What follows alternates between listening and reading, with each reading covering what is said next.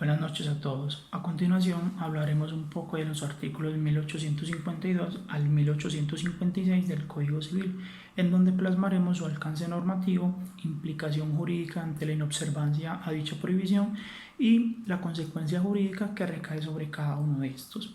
Del artículo 1852 al 1856 nos habla de una clasificación especial en materia de compraventa. Y es especial porque aplica exclusivamente a los contratos de compraventa.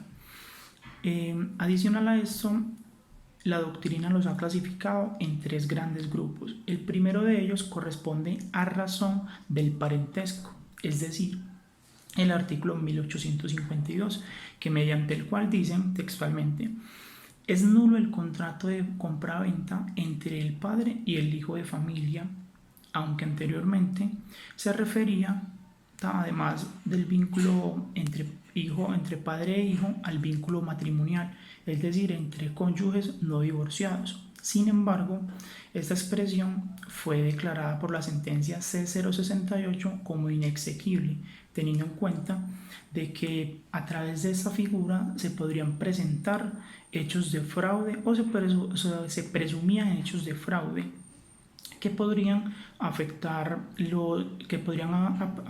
el patrimonio u obligaciones de terceras personas.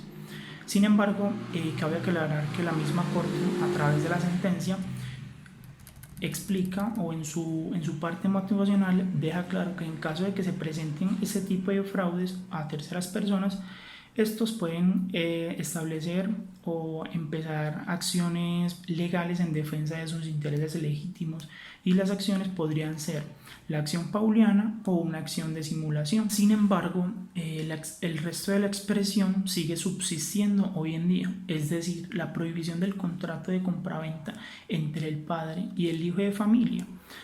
Aunque aquí es importante aclarar que cuando hablamos de hijo de familia nos estamos refiriendo a aquellos que no se han emancipado. ¿Qué es no emancipado? Que no han cumplido su mayoría de edad, que no han contraído matrimonio antes de los 18 años o que no han sido declarados por ningún juez.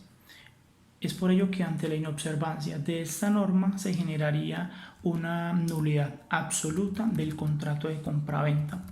Por otra parte, tenemos el segundo grupo que ha sido nombrado por la doctrina en razón al cargo u oficio, contemplados en el artículo 1853 y 1854.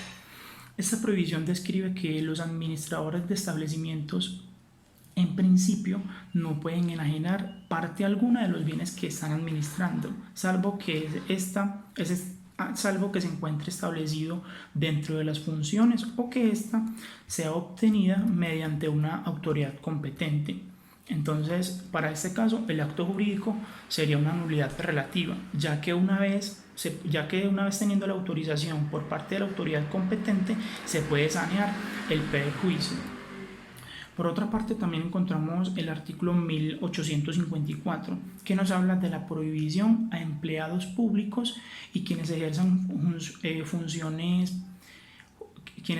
jurisdicción. Esta va dirigida más que todo a los empleados públicos, a los jueces, a los que administran justicias, como lo son los jueces, los magistrados, los prefectos, entre otros, y que en el ejercicio de sus funciones vendan bienes en consecuencia de su litigio, o sea, que se beneficien de su litigio para realizar venta de bienes de otras personas.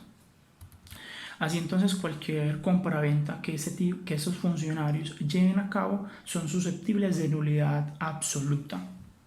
Por último, hablaremos del tercer grupo. El tercer grupo, que se refiere en razón del vínculo, es decir, que los encontramos en el artículo 1855 y 1856.